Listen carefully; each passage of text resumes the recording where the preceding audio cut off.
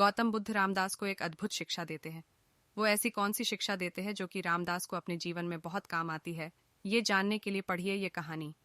एक दिन गौतम बुद्ध किसी के घर पर भिक्षा मांगने के लिए गए। वो जिसके घर पर गए थे उसका नाम रामदास था। गौतम बुद्ध उसके घर पर जाकर आवाज लगाते हैं और थोड़ी देर बाहर खड़े रहते हैं। थोड़ी देर बाद रामदास अंदर से आया। उसने भगवान बुद्ध से कहा कि क्या बात है।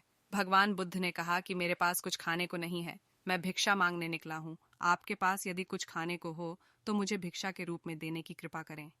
रामदास ने गौतम बुद्ध से कहा कि आप थोड़ा इंतजार कीजिए, मैं अंदर घर में जाकर देख के आता हूँ कि कुछ खाने के लिए है या नहीं। रामदास अंदर गया और उसने देखा कि उसके घर में आज खीर बनी हुई है।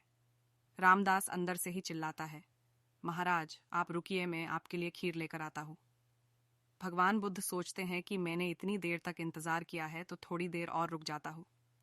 रामदास अंदर से एक बड़े बर्तन में खीर लेकर आया। रामदास ने बुद्ध से कहा कि आप मुझे अपना पात्र दीजिए, मैं आपको उसमें खीर दे देता हूँ, पर आपको उससे पहले मेरे एक प्रश्न का जवाब देना पड़ेगा। गौतम बुद्ध ने कहा, अच्छा ठीक है, तुम मुझे पहले अपना प्रश्न पूछ लो। रामदास ने कहा, मुझे ईश्वर प्रेम चाहिए, वो मुझे कैसे मिलेगा?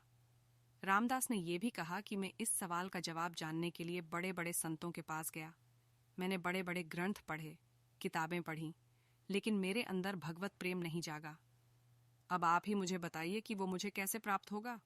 गौतम बुद्ध ने कहा, तुमने प्रश्न तो बहुत कठिन पूछा है, लेकिन मैं तुम्हें इसका जवाब दूंगा।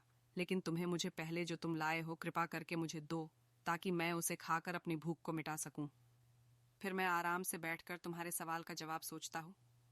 रामदास ने कहा, महाराज आप मुझे आपका बर्तन दीजिए, मैं खीर आपके पात्र में दे देता हूं।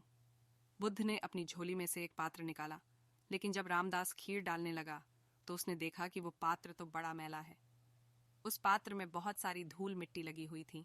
रामदास जब उस पात्र में खीर डालने लगा तो उसके हाथ रुक गए और उसने कहा कि महाराज ये पात्र तो बहुत गंदा है, मैं इसमें खीर तो डाल दूंगा, लेकिन मेरा डालना बेकार हो जाएगा क्योंकि आपका ये पात्र गंदा है।